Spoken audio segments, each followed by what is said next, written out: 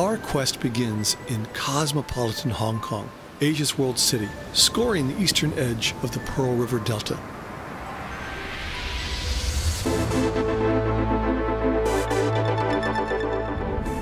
At its most authentic, Hong Kong projects a vibrant duality, an ambition of opposites that work together in concert, which are the special ingredients of harmony. Here, views of steel and glass pointing to the future rest against low stone temples, coiling with the incense of deeply rooted traditions.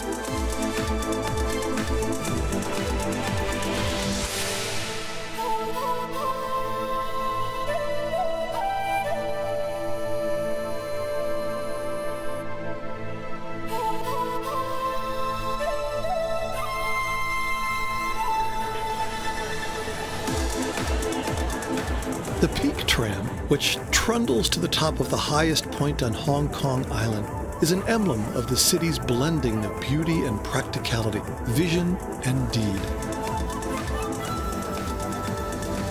In the days before air conditioning, wealthy residents discovered they could find relief from the city heat on top of Victoria Peak.